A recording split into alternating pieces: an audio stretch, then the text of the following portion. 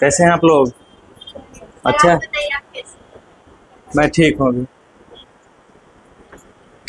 Last lecture क्या हुआ था?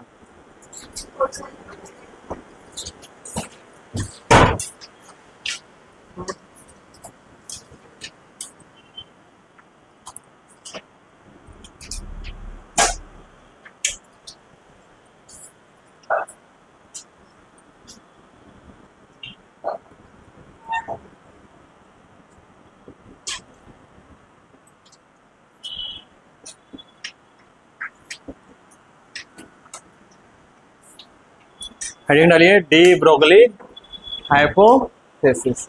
वैसे अगर सही सही लिखूं तो यहाँ कर लो ये।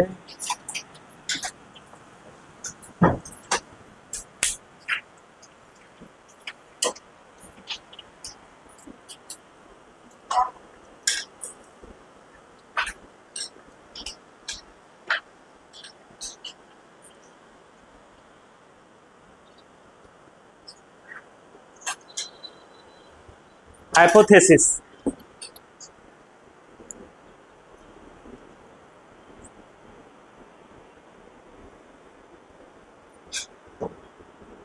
क्या है? ये हाइपोथेसिस समझते हैं इसको।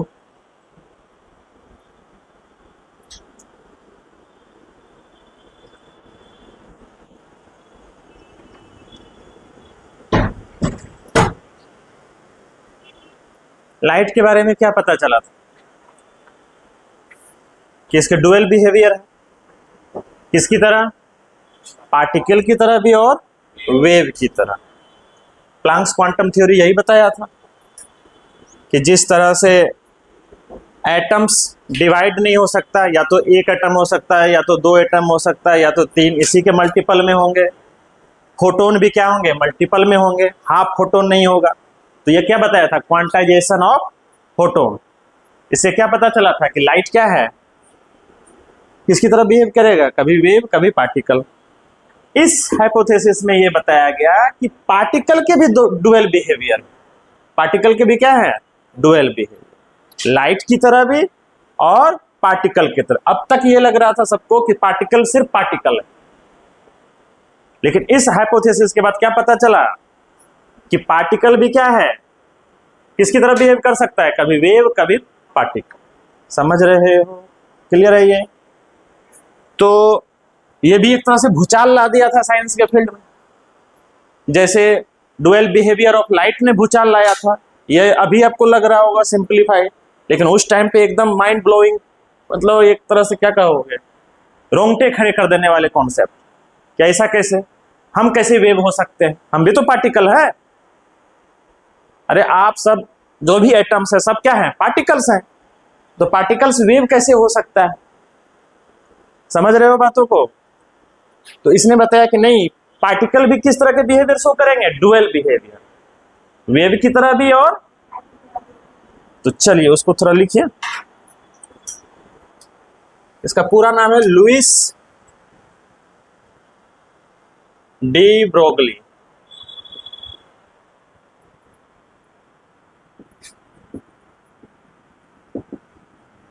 नाइनटीन 1924 में दिया था। आपका प्लैंक्स क्वांटम थ्योरी वो आया था 1900 के आसपास, लगभग 24 साल बाद। तो लिखिए, it suggest that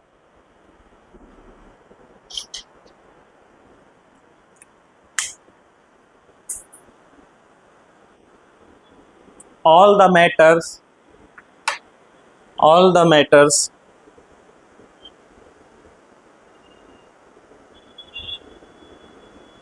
all the matters exhibit show करता है, मतलब exhibit dual behavior dual behavior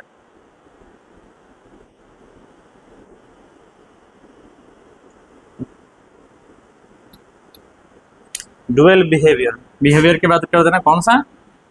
wave nature as well as particle nature, दोनों बिहेवियर शो करता है।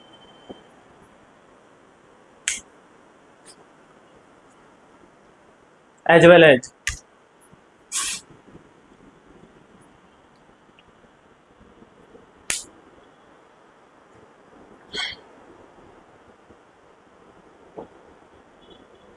ये पीएचडी का स्टूडेंट है, पीएचडी में ना एक थेसिस लिखना पड़ता है लास्ट में, समझ रहे हो, उसमें इसने दिया था अपना थेसिस।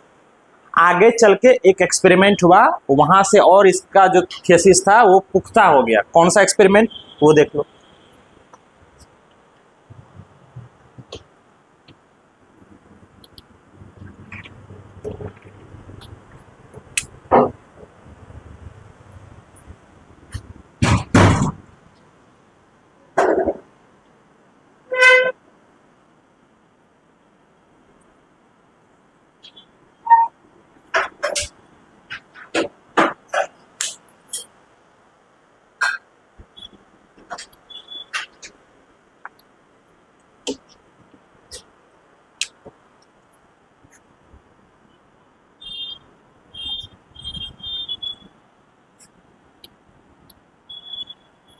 ये एक प्लेट ले लिया, ठीक है, यहाँ छोटे छोटे छेद हैं, एक प्लेट ले ली लंबी सी, और यहाँ पर 2 जगह छेद है, और यहाँ पर सोचो तुम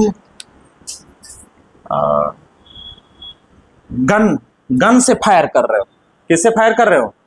बुलेट है, ठीक है, AK-47 ले लो। यहां से तुम गन से फायर कर रहे हो, गन है ये आपका,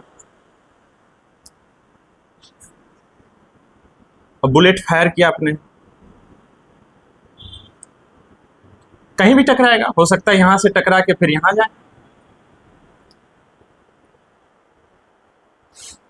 और इधर आकर फायर किया है तो इस टाइम पे यहां जाए, ऐसा हो सकता है, पॉसिबल है। लेकिन अगर मान लो यही प्लेट है, सेम प्लेट लिया मैंने, और यहां सोर्स ऑफ लाइट है,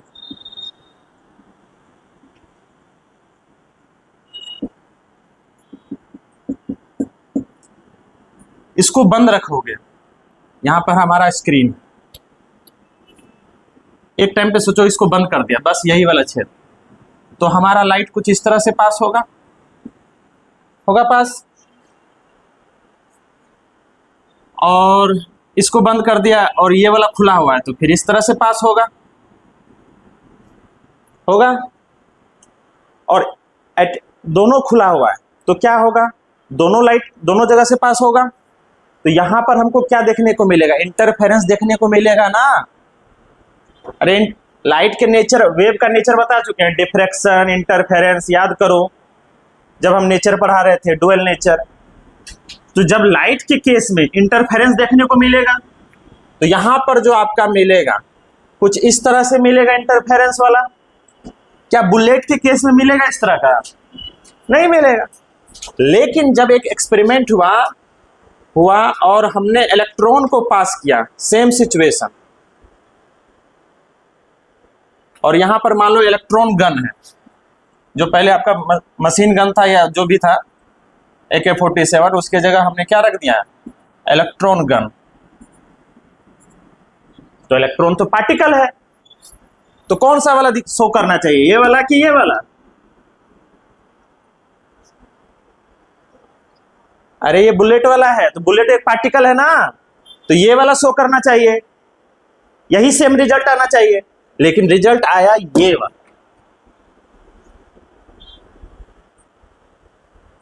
समझ में आया बात?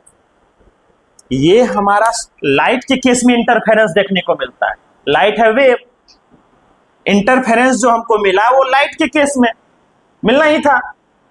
अब बुलेट के केस में तो ऐसा कुछ, ये हो सकता है यहां से टकरा के कभी यहां हिट करे, कभी इधर हिट करे, पर ऐसी पॉसिबिलिटीज है ना, उसमें तो इंटरफेरेंस नहीं मिलेगा। ऐसा तो नहीं कि तुम रजनीकांत हो, एक बुलेट फायर किए, वो बुलेट एकदम वो बुलेट से टकरा के 2 हिस्सों में बट के दोनों, अगर आप बुलेट फायर करेंगे तो एक टाइम पर तो एक ही मिलेगा।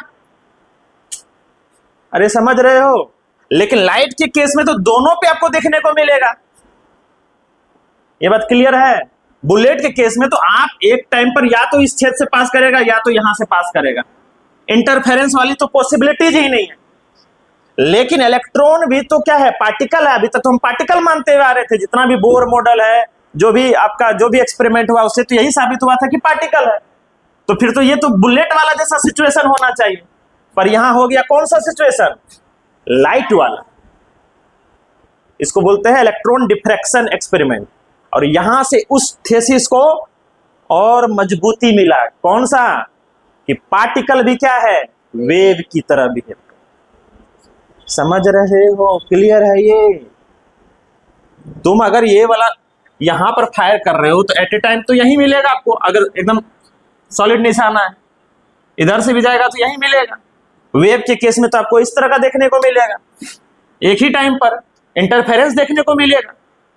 तो हमारा इलेक्ट्रॉन क्या है, इलेक्ट्रॉन तो अभी तक हम जितने भी थ्योरी एक्सपेरिमेंट मॉडल जो भी दिया गया उसके अकॉर्डिंग इलेक्ट्रॉन पार्टिकल है। तो हमारा कौन सा वाले से मैच करना चाहिए, ये वाले से। पर आया क्या रिजल्ट, वेव की तरह। तो जो इसने बोला उसको यहां से क्या मिला, हाँ क्लियर है ये। तो आप ये फोटो बना सकते हैं नीचे, ठीक है।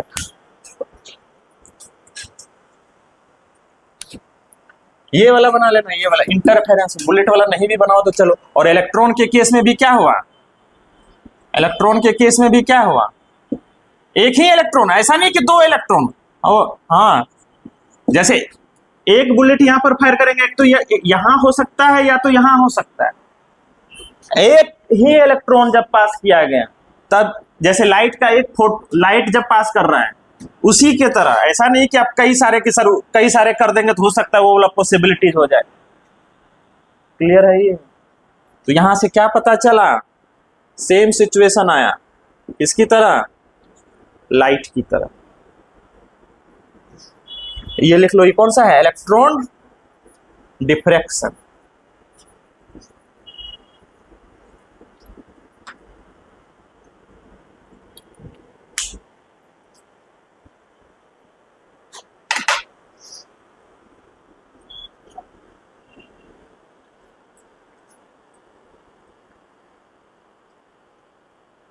तुम आया था ना इससे पहले भी जी कभी, उसके बाद कहाँ चला गया था, हाँ?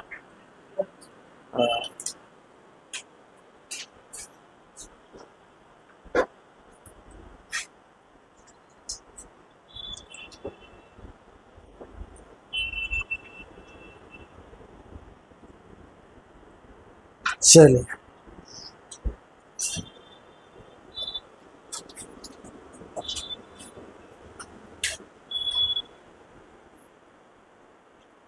क्या बताया इसने कि पार्टिकल के क्या हैं, ड्यूअल बिहेवियर, वेव की तरह और पार्टिकल की तरह।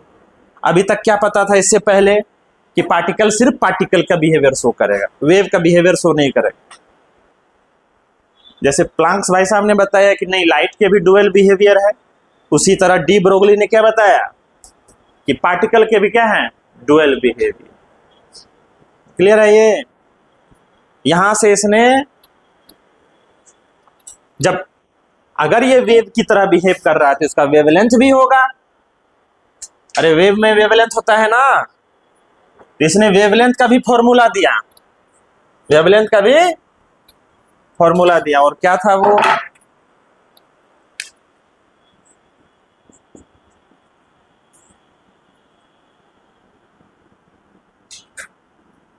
यहां इसलिए इस वेवलेंथ को एक स्पेशल नाम दिया गया, डी ब्रोगली वेवलेंथ।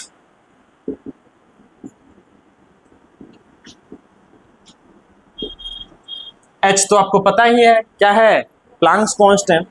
अगर मान लो कोई पार्टिकल है, उसका मास है m, वेलोसिटी है v, तो वो जो, क्योंकि हर पार्टिकल वेव की तरह भी बिहेव करेगा, तो उसका जो वेवलेंथ होगा वो क्या है, ये इसका फॉर्मूला।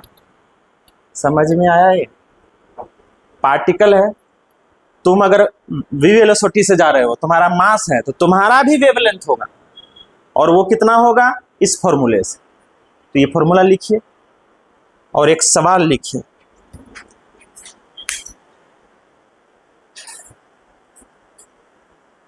अच्छा, सवाल से पहले एक चीज और इसमें कर देते हैं, अभी आएगा, इसका फीलिंग भी आएगा, आप टेंशन मत लीजिए, बस 5 मिनट रखिए पेशेंस। फील वाले भाई साहब चले गए हैं।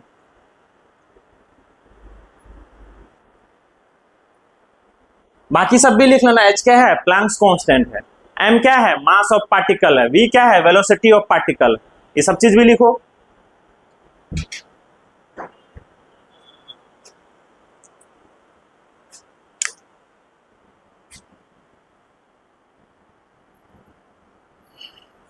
एच क्या है? जो नए बच्चे हैं, प्लैंक्स कांस्टेंट है। क्या बोलते हैं एच को? Planck's constant. कितनी वैल्यू होती है रे? हेलो है? पूरा रामायण खत्म होने वाला है, बोलती है नहीं याद है। इसका मतलब सीट नहीं लगाई है? हाँ? कब? 26 में?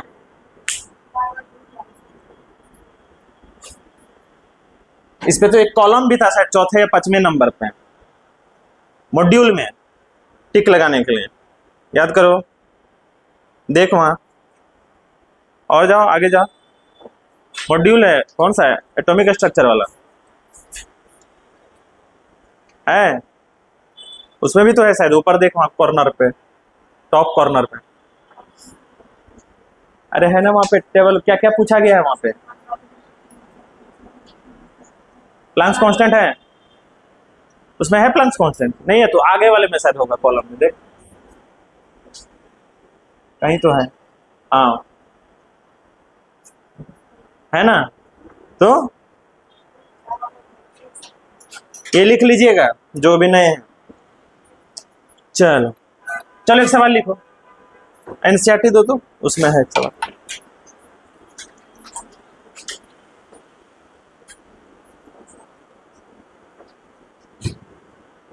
लिखिए, सवाल लिखिए।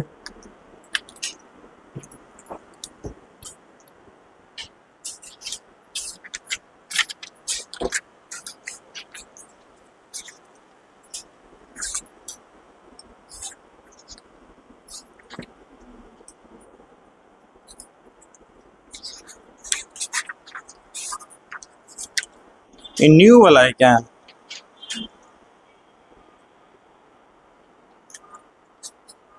अच्छा कोई बात नहीं, लिखो। What will be the wavelength, what will be the wavelength of a ball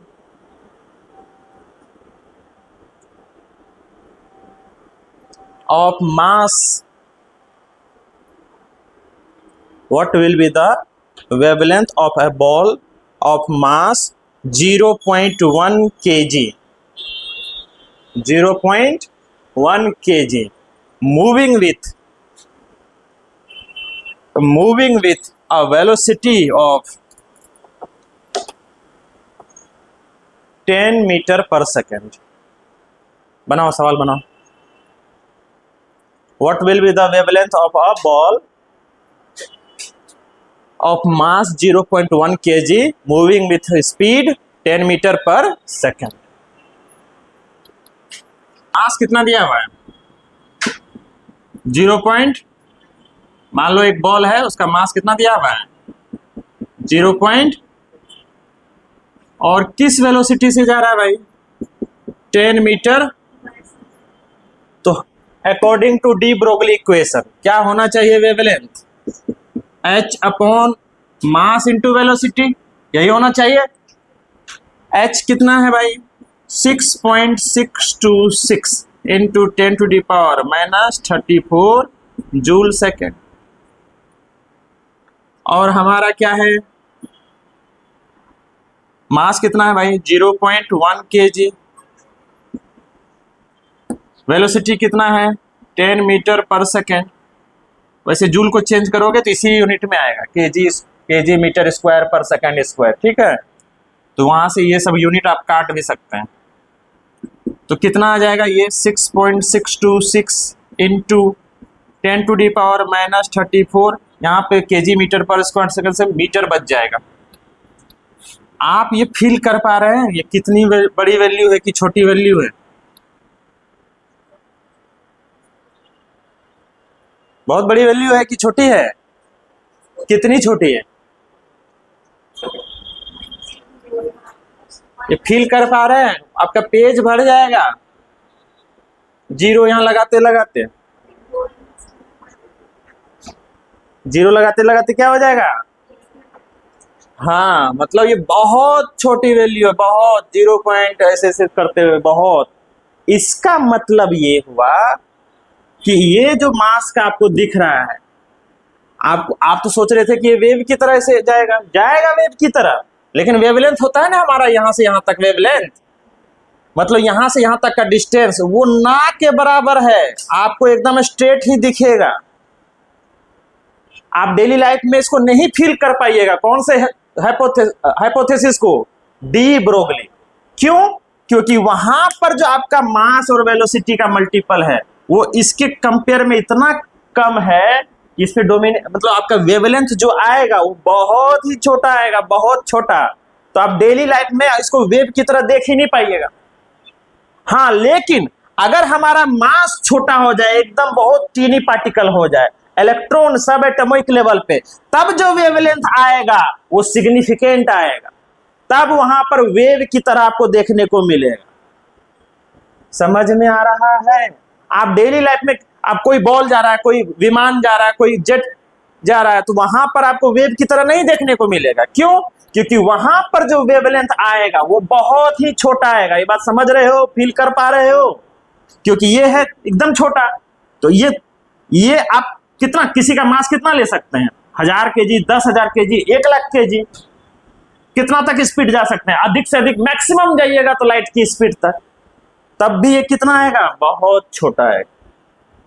उसके लिए पार्टिकल क्या होना चाहिए? वेव बिहेवियर शो करने, शो तो सब करेगा, शो तो सब करेगा, लेकिन वहां पर वेवलेंथ जो आ रहा है वो बहुत छोटा आ रहा है, आपको ऑब्जर्व ही नहीं होगा वेव।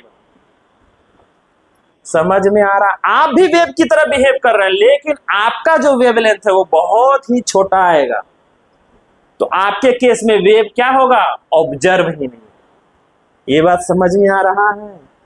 आप भी वेव की तरह बिहेव कर रहे हैं, लेकिन आपका जो वेवलेंथ है, आप रख लीजिए, अपना मास रख लीजिए, कितना मास रख सकते हैं? 100 kg रख लीजिए, या 50 kg रख लीजिए। आपका भी स्पीड कितना जा सकता है? 200, 300, 400, 500 के स्पीड से। तो ये वैल्यू देखना, फिर भी कितना आएगा? बहुत छोटा। अरे यहाँ 100 ही रख लेगी, यहाँ पर 1000 ही रख लेगी, तो 10 पे पावर 4 हुआ। अरे हुआ ना? तो कितना जाएगा? तब भी ये वेवलेंथ क्या आने वाला है? बहुत छोटा। तो आपको वहां वेव ऑब्जर्व ही नहीं हो। ये कहां पर देखने को मिलेगा? सब एटॉमिक लेवल पे। क्यों? अब यहां तुम मास रख ले, मान ले इलेक्ट्रॉन रख दिए, तब ऐसे में मास कितना हो जाएगा इलेक्ट्रॉन का? 9.1 इंटू 10⁻⁻³ kg। अब ये ऊपर जाएगा +31। तो ऐसे केस में जो वेवलेंथ आएगा वो आपको कुछ देखने को मिलेगा। समझ में आ रहा है? रियल लाइफ में सब है वेव की तरह, लेकिन वहां पर क्या हो रहा है? वहां पर मास सब एटॉमिक लेवल पे नहीं है, तो आपको ये वेवलेंथ देखने को ही नहीं मिलेगा, ऑब्जर्व ही नहीं कर पाइएगा। फील कर पा रहे हैं? अब हो रहा है फील? हाँ, क्लियर है ये? तो डुअल बिहेवियर हर मैटर शो करेगा, लेकिन सब एटॉमिक लेवल पे आप ऑब्जर्व कर पाइएगा, बिना सब एटॉमिक लेवल पे आप ऑब्जर्व ही नहीं कर पाइएगा। क्यों? क्योंकि उसके केस में ये वेवलेंथ क्या आएगा? बहुत छोटा, बहुत बहुत बहुत ही छोटा। तो ऐसे केस में ऑब्जर्व ही नहीं होगा। क्लियर है ये? समझ में आया? ठीक है, चल एक और सवाल लिख। अच्छा, उससे पहले एक चीज और डिराइव कर देते हैं, काइनेटिक एनर्जी में क्या रिलेशन है। यहां तक आ गए सब? ठीक।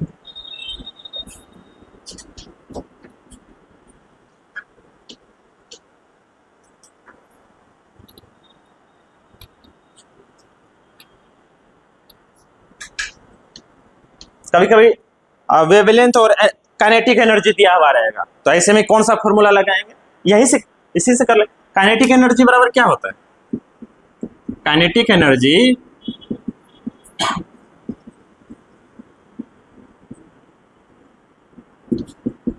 क्या होता है, हाफ mv² होता है, यही होता है फॉर्मूला। काइनेटिक एनर्जी को शॉर्ट फॉर्म में ई बोल दिए।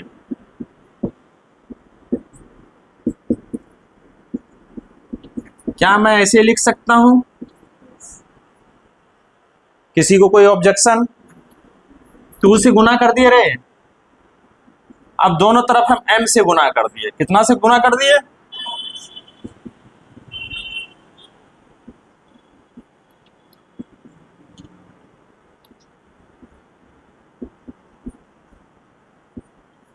क्या ये लिख सकता हूं? क्योंकि m से मल्टीप्लाई करोगे तो m²v²।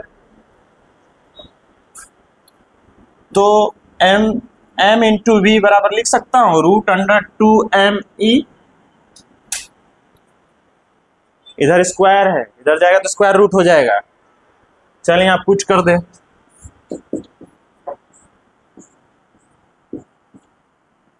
तो ये फॉर्मूला भी याद रखिएगा। यहां पर E क्या है? Kinetic energy. समझ में आया?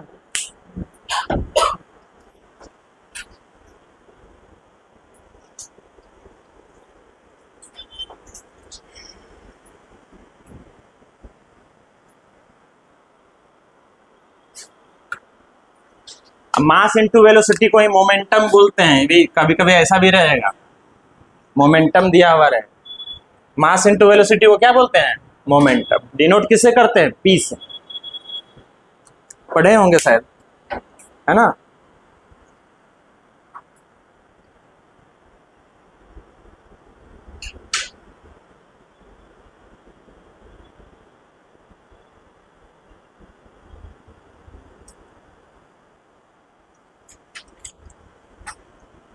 डी ब्रोगली हाइपोथेसिस समझ में आया?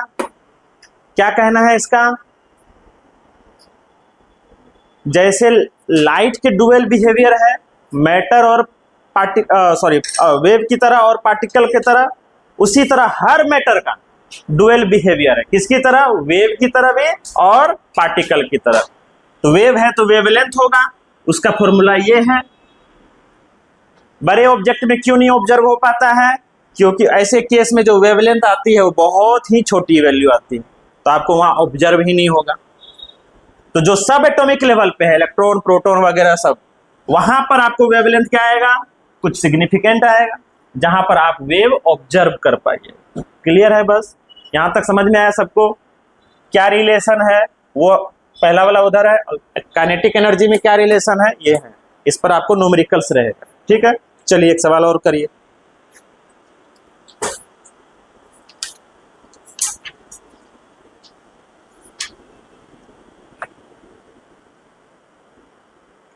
The mass of an electron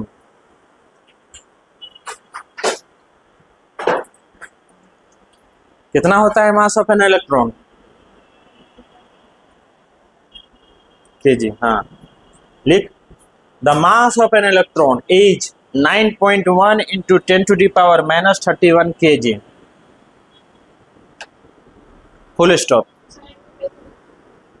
the mass of an electron is 9.1 into 10⁻³ kg. Full stop. If the kinetic energy of the electron, if the kinetic energy of the electron is 3 into 10⁻25 joule, then calculate its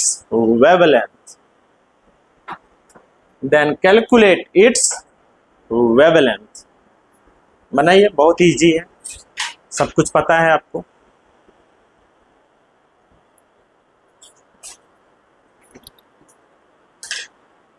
कितना?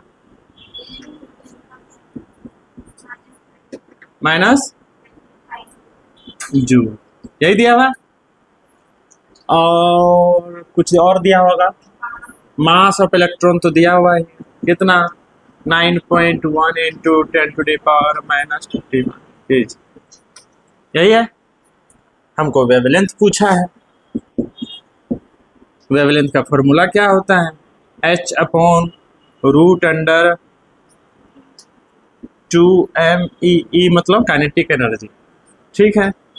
h की value 6.626 into 10⁻⁻34 joule second, √2 मास कितना है 9.1 into 10⁻⁻31 kg। Kinetic energy कितना है 3 into 10⁻⁻25, यही है। तो देख, हाँ जूल, कोई बात नहीं, ये सारे यूनिट आपस में कैंसिल होके मीटर में ही आए, ठीक है। तो ये तो रहने दिए।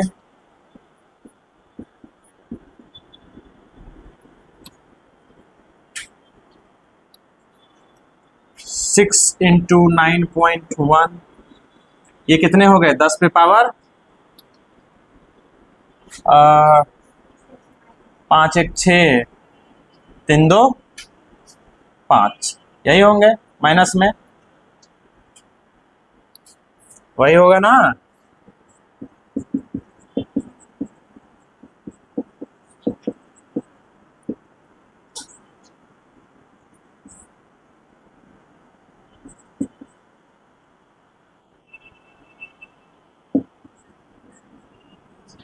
दस पे पावर -56, तो ये ऐसे लिख सकता हूं, अरे लिख सकता हूं इसको रूट के बाहर निकाला तो 56 है ना, गुना 1/2, यही तो लिखे हैं, ठीक। ये गया ऊपर, प्लस हो गया 6.626 इंटू 10⁻⁻6, यही होगा।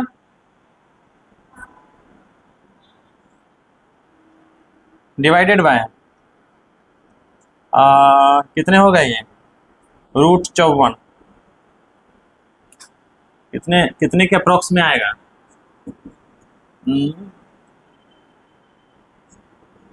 7 से कुछ बड़ा होगा और 8 से छोटा होगा,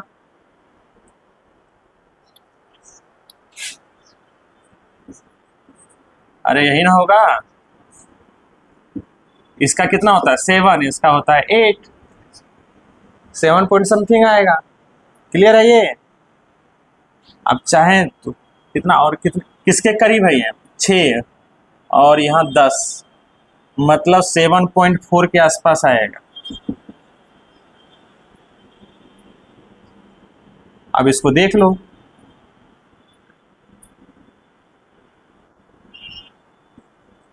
मीटर में है ये,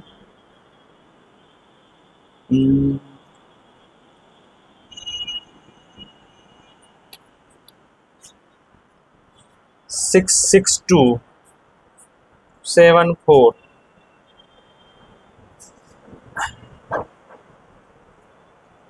8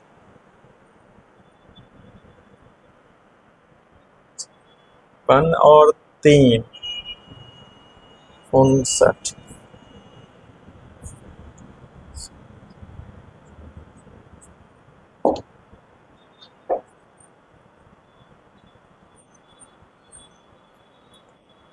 एट पॉइंट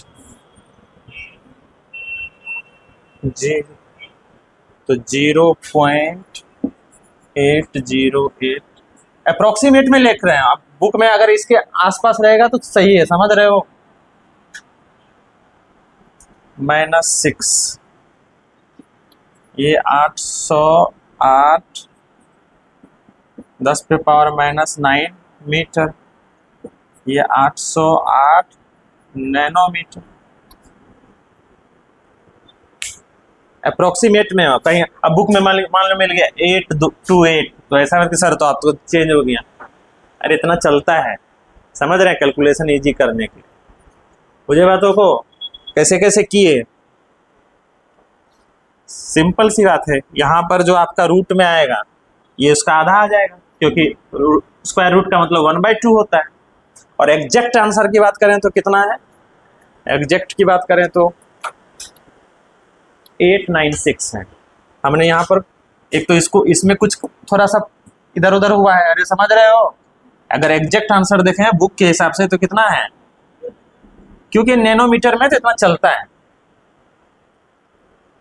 क्योंकि यहाँ पर भी तो √54 का एग्जैक्ट वैल्यू अगर पूछे हुए हैं मतलब बताओ तो कितना हो जाएगा? मैंने अप्रोक्सीमेट लिया है, 7.38 होता है ना।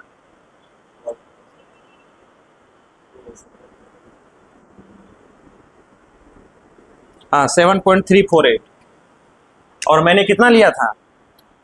7.4। अरे उसी के आसपास है, तो थोड़ा सा फर्क पड़ेगा हर जगह। क्लियर है ये? तो आपको अगर ऑप्शन आएगा तो ऐसा नहीं रहेगा कि एकदम इसके आसपास का रहेगा, दूर दूर का दिया हुआ रहेगा, तो आप वहां टिक लगा सकते हैं। चलिए जल्दी से छापिए। तो यहाँ पर 7.348 रखोगे तो यहाँ कितना आ जाएगा? 896 896 896 एग्जैक्ट लिख लो।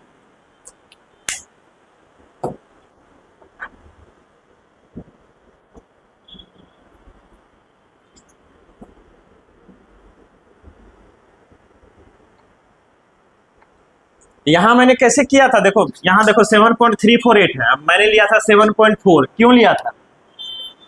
आपको ये देखिए 54 आपको समझ में नहीं आया तो किसके, ये 7 का स्क्वायर आपको पता है 49, 8 का स्क्वायर पता है 64, तो ये तो इसी के बीच का वैल्यू है, तो मतलब 8 से कम होगा, 7 से बड़ा होगा।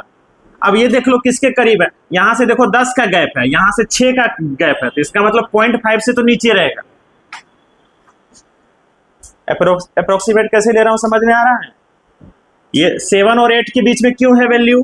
क्योंकि इतना तो पता है सबको, आपको तो रटा चटा होगा, तो ये तो उसी के बीच की वैल्यू, मतलब 7 से बड़ा होगा, 8 से छोटा होगा। अब यहाँ देखो 10 का गैप है, और यहाँ कितना का गैप है? 6 का, तो मतलब इसके ज्यादा करीब होगा, 7.5 से कम होगा, मतलब इसके करीब होगा, तो इसलिए मैंने 7.4 लिया था। एग्जैक्ट देखो तो यहाँ 7.348। क्लियर है ये? समझ में आया? और हाँ यहां पर आप देखिए तो कहाँ, यहाँ इलेक्ट्रॉन था ना, इस केस में इलेक्ट्रॉन था, तो पिछला वाला जो वैल्यू निकाले थे वो कितना था यहाँ पे? इससे पिछला वाला जो सवाल था जिसमें बॉल था हमारा 10⁻⁻34 था ना, यहाँ देखो 10⁻�9 है, बहुत वैल्यू का चेंज नहीं है इसमें। तो यहां पर जो आपको वेवलेंथ रहेगा वो आपको ऑब्जर्वेबल रहेगा। क्लियर है ये? तो यहां सब एटॉमिक लेवल पे क्या होगा? आपको देखने को मिलेगा क्या? Wave nature. क्लियर है ये? समझ रहे हो? इसीलिए हमने जो इलेक्ट्रॉन को पास किया था, वो जो हमारा स्लेट था जिसमें 2 छेद किए थे, तो वहां पर हमको क्या देखने को मिला था? इंटरफेरेंस, वेव का नेचर। क्या देखने को मिला था? Wave nature. कौन सा? इंटरफेरेंस। क्लियर है ये? बुलेट के केस में आपको देखने को नहीं मिला, क्योंकि बुलेट का मास इतना छोटा नहीं होता है इलेक्ट्रॉन के जितना। क्लियर है ये? समझ रहे हो? अब इसी कॉन्सेप्ट का यूज करते हुए, अगर इससे पहले शायद 3-4 लेक्चर पहले बोर क्वांटाइजेशन जब लिखवा रहे थे, बोर पोस्टुलेट्स, तो वहां पर एक फॉर्मूला लिखवाए थे, याद करो, MVR = NH/2π लिखवाए थे। याद करिए, शायद 4था या 5वां पोस्टुलेट्स में था, लिखवाए थे ना ये? देख, यकीन नहीं हो रहा तो जो लिखवाए थे कि एंगुलर मोमेंटम जो होगा वो इंटीग्रल मल्टीपल होगा किसका? H/2π लिखवाए थे। देख, इसको हम साबित करते हैं, इसका यूज करते हुए, डी ब्रोगली हाइपोथेसिस का यूज करते हुए इसको साबित किया जाएगा।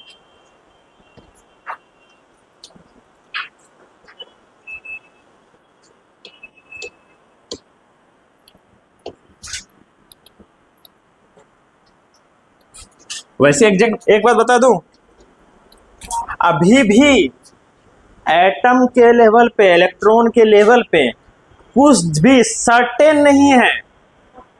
हाँ, सर्टेनिटी नहीं, 100% दावा अभी तक कुछ कोई चीज में नहीं है। क्लियर है ये? हाँ,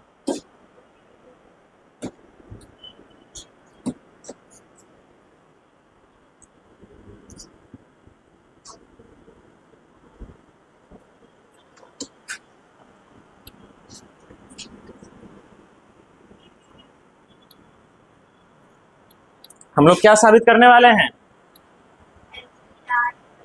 ये क्या लिखवाए थे कि एंगुलर मोमेंटम होगा, वो क्वांटाइज्ड होगा, किसके मल्टीपल में होगा? h/2 पाई, या n क्या है? 1 2 3 पॉजिटिव इंटीजर था ना ये। ठीक, इसको देख साबित किया जाएगा। ये हमारा न्यूक्लियस है और ये हमारा ऑर्बिट है ऑर्बिट। ठीक, बस ये साबित करने के लिए बना रहे हैं, ऐसा नहीं कि आप इस तरह का मॉडल बना दीजिएगा। ये बस साबित करने के लिए है, रियल में नहीं मिलेगा आपको। क्लियर है ये? ठीक, तो देख, इलेक्ट्रॉन है हमारा,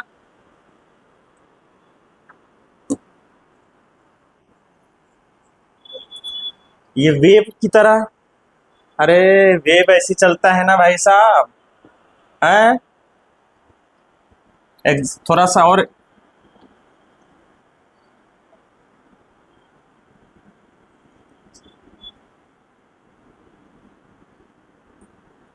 ये ऐसे भी रहेगा।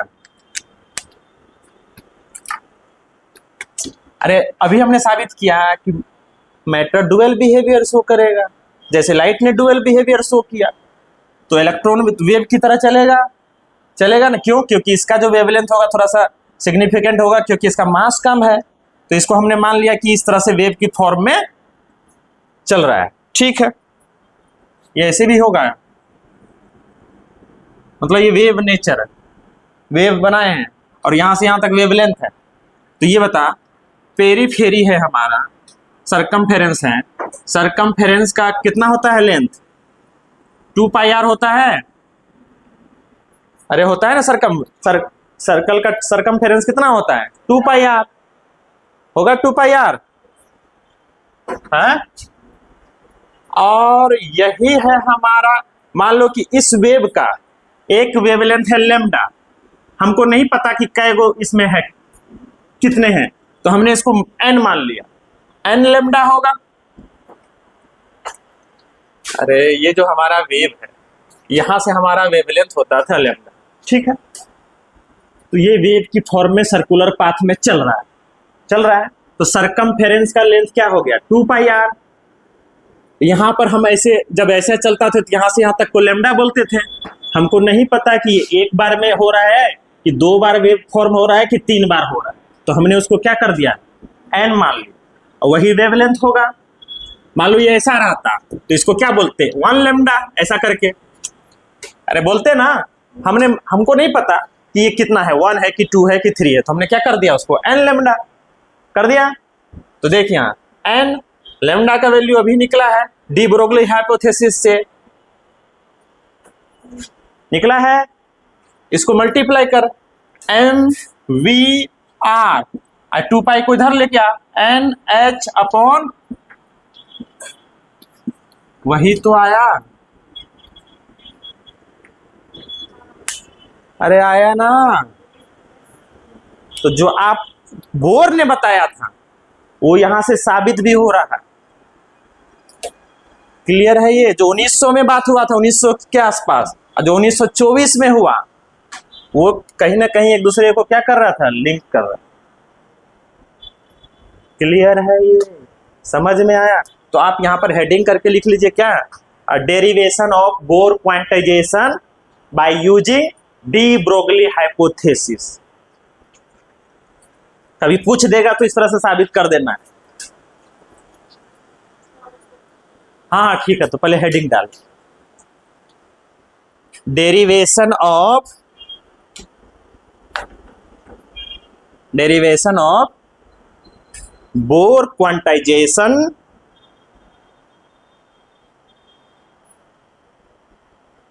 बोर क्वांटाइजेशन ये था जो लिखवा चुके हैं हम बोर पोस्टुलेट्स में। क्या था quantization? MBr equal to NH upon 2π।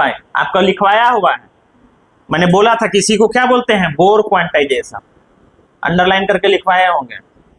ठीक है, तो इसका हम डेरिवेशन कर रहे हैं किसकी मदद से? De Broglie hypothesis, by using de Broglie hypothesis. फिर इस तरह का कुछ बना लेना फोटो, ठीक है। और यहां पर जो हमारा सरकमफेरेंस का लेंथ होगा कितना होगा? 2πr। ये किसके इक्वल होगा? n into lambda. अरे वेव जो बनता है हमारा यहां से यहां तक को लेमडा बोलते हैं ना। हमको नहीं पता कि कितना वेव इसमें फॉर्म हो रहा है, तो हमने उसको क्या मान लिया? n लेमडा लिख सकते हैं। और अभी लेमडा आया है डी ब्रोगली इक्वेशन से, क्या? h upon mv। बाकी तो कोनिया कोनी गुना है, साबित हो गया।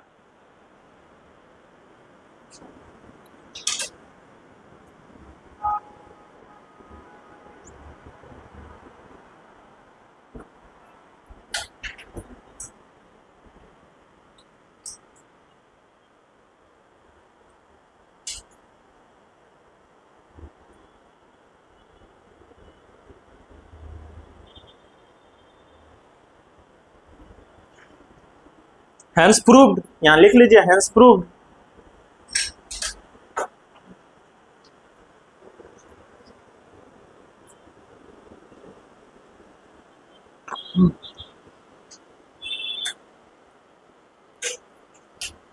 सॉरी, ई वाला थोड़ा सा इधर होगा, इन अप डाउनवर्ड हो गया है ना, उल्टा भी होगा ना। अरे वेव ऐसे भी हो सकता है, ऐसे भी हो, वेव ऐसे थोड़े ना, कभी ऊपर कभी अप डाउन होता है। क्लियर है? ये फोटो थोड़ा एग्जैक्ट समझ लेना है, वेव इसमें वेव बनाते जाना ना, बस गोल गोल गोल।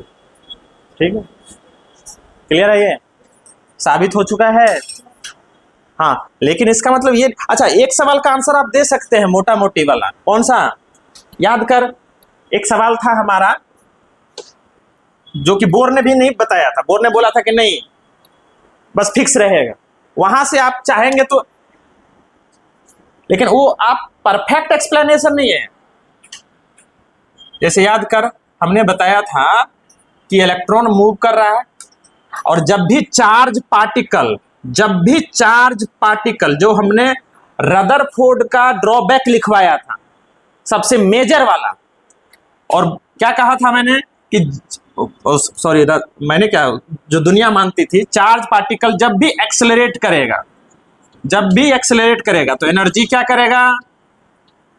एमिट करेगा। तो एनर्जी एमिट करेगा तो ये ऐसे ऐसे ऐसे ऐसे घूम के यहाँ कोलैप्स हो जाना चाहिए था ना। लेकिन अगर आप डी ब्रोगली के हिसाब से सोचें, डी ब्रोगली के हिसाब से नहीं, डी ब्रोगली का एक पॉइंट अगर आप पकड़ें, पूरा नहीं, पूरा तो कहता है कि डुअल बिहेवियर। अगर मैंने मान लिया कि ये अब पार्टिकल नहीं होके वेव है, अभी तक क्या मान रहे थे इसको? पार्टिकल, और पार्टिकल के जगह अगर मैंने इसको वेव माना, तब तो एनर्जी एमिट ही नहीं करेगा, क्योंकि ये जो थ्योरी लगता है एक्सेलरेशन वाला चार्ज पार्टिकल पर वैलिड है, ना कि वेव पे। नहीं समझ में आया? हमने ये तो बताया था ना रदरफोर्ड का ड्रॉबैक, कि इलेक्ट्रॉन क्या हो जाएगा, क्योंकि यहां सेंटर की तरफ इलेक्ट्रोस्टैटिक फोर्स लग रहा है, और जब भी चार्ज पार्टिकल एक्सेलरेशन में होता है, एक्सेलरेशन क्यों है? क्योंकि यहां पर जो वेलोसिटी है वो चेंज हो रहा है, क्योंकि डायरेक्शन चेंज हो रहा है। ठीक है, तो जब भी चार्ज पार्टिकल एक्सेलरेशन में रहेगा तो एनर्जी क्या करेगा? एमिट करेगा। तो ये तो एनर्जी एमिट करना चाहिए, इसका मतलब एनर्जी धीरे धीरे कम होना चाहिए। धीरे धीरे कम होगा एनर्जी, क्योंकि यहां पर प्लस माइनस का फोर्स तो उतना ही लग रहा है। तो धीरे धीरे धीरे धीरे धीरे स्पाइरल पाथ को फॉलो करते हुए जाके न्यूक्लियस में इलेक्ट्रॉन क्या हो जाना चाहिए? कोलैप्स कर जाना चाहिए। पर एक्चुअल में ऐसा तो होता नहीं है। तो अगर आप सिर्फ ये माने कि ये वेव है, तब तो एनर्जी एमिट ही नहीं करेगा, क्योंकि ये वाला फंडा कहां लागू होता है? पार्टिकल पे। समझ रहे हो? नहीं समझ में आया कि बाउंसर चला गया? वो जो आपका क्वेश्चन था वो आप वेव मानेंगे तो फिर एक्सप्लेन हो जाएगा कि नहीं ऐसा होगा ही नहीं। लेकिन मैं ये नहीं कर रहा हूं कि आप सिर्फ वेव मानिए। अभी डी ब्रोगली ने बोला कि नहीं, वेव भी होगा और पार्टिकल बिहेवियर भी होगा। दोनों है, आप इसमें सिर्फ पकड़ रहे हैं कौन सा, वेव बिहेवियर, तो एक्सप्लेन हो जाए। हाँ, पार्टिकल में तो फिर वही एनर्जी एमिट वाला फंडा हो जाएगा। क्लियर है ये, समझ रहे हो? हाँ हाँ, तो अभी भी वो कह रहा हूं कि अभी भी बहुत सारा चीज है जो आपका नेचर, अभी भी बहुत सारा चीजें हैं जिसमें कंफ्यूजन क्रिएट, मतलब कंफ्यूजन बना हुआ ही है, करीब जाने की कोशिश किया जा रहा है, पर एग्जैक्ट बात करोगे तो अभी भी बहुत सारी चीजें हैं जहां पर अभी भी क्लियरिटी नहीं है। और उसमें से एक ये भी है पोर्शन जो आपका एटॉमिक लेवल पे, इलेक्ट्रॉन लेवल। क्लियर है ये? ठीक है, चलो एक सवाल करेंगे, उसके बाद छुट्टी दे देंगे।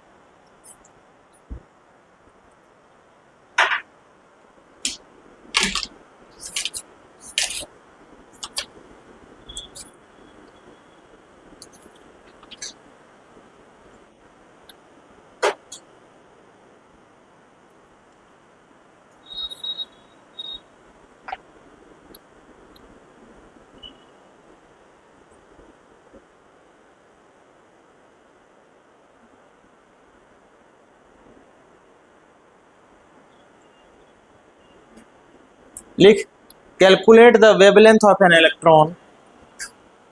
इस बार सबका सही सही आंसर आना चाहिए, डिट्टो सवाल दे रहे हैं।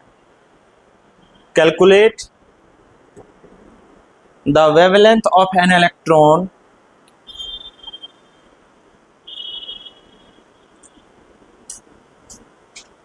moving with a velocity of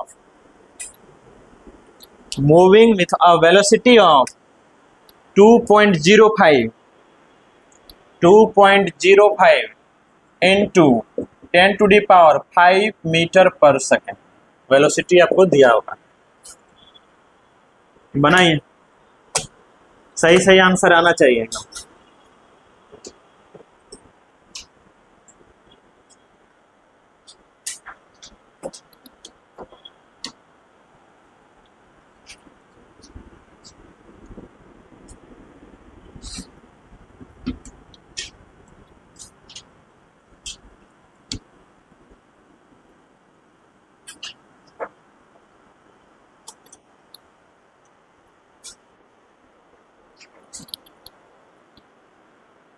गधेड़ों और गधेड़ियों, ठीक है, देख इधर क्या होता है, कौन सा फॉर्मूला लगा दें, डी ब्रोगली वेवलेंथ लगेगा। कोई भी स्पीड मूव, अगर कोई भी ऑब्जेक्ट मूविंग है तो वेव की तरह उसका वेवलेंथ होगा, h upon M V 6.626 into 10 to the power -34। ये कितना हो गया मास, इतना।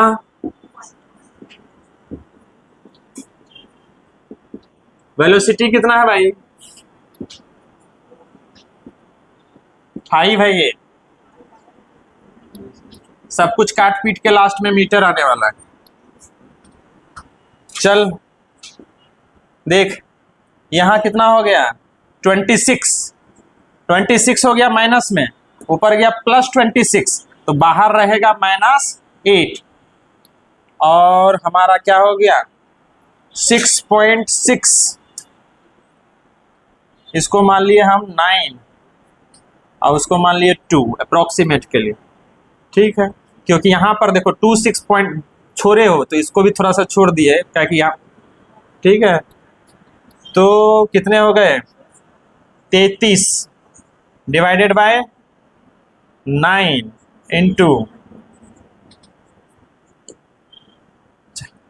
4, 4 9 36, 3 पॉइंट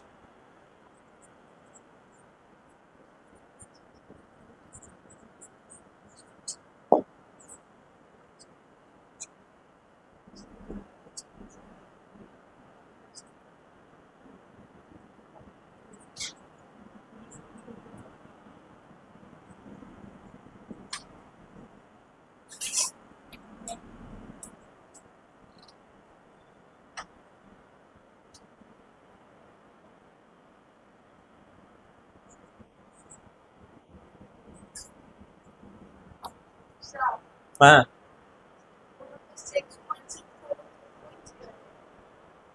कहाँ 6.6, यहाँ अच्छा, अरे ये इसका कहाँ भेजे, पॉइंट कहाँ भेजे? अच्छा हाँ, सॉरी सॉरी माय मिस्टेक। 0.36। अब इसको देख लें, 360 नैनोमीटर आ जाएगा।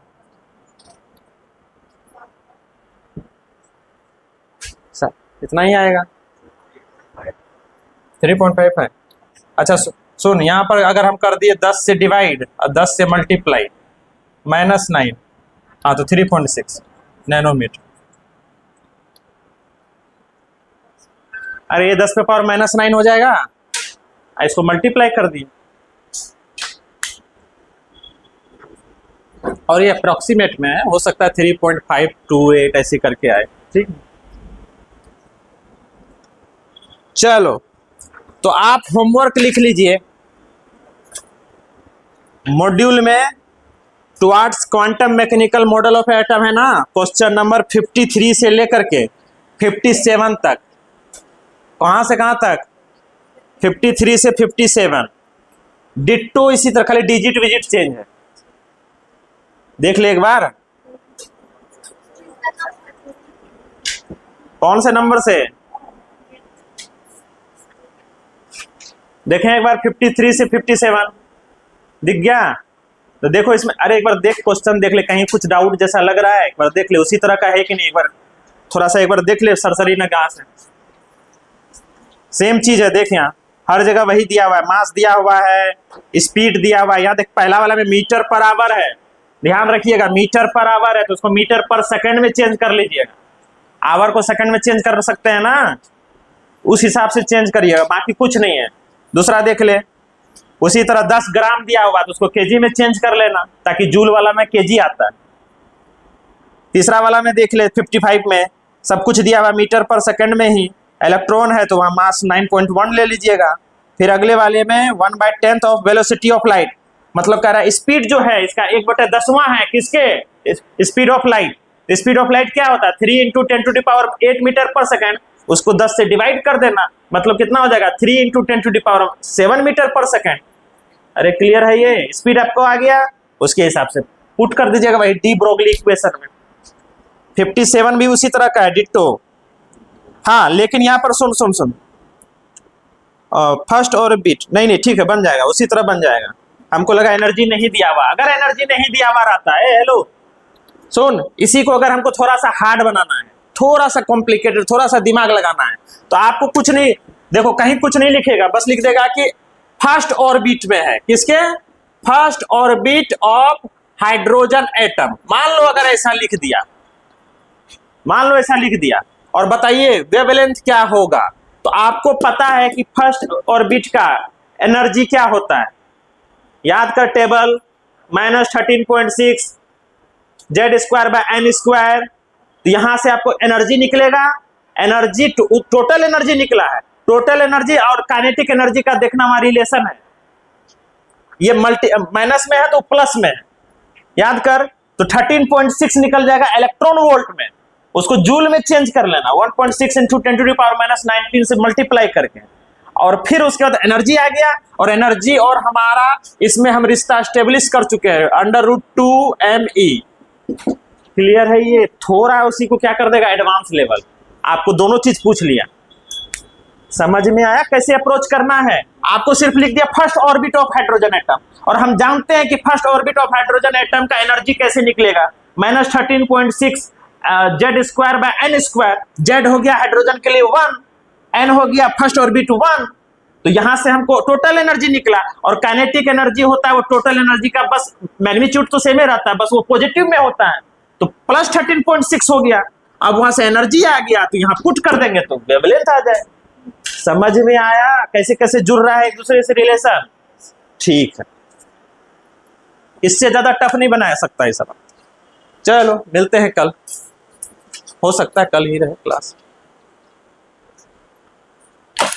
और हाँ हेलो, सारे वैल्यू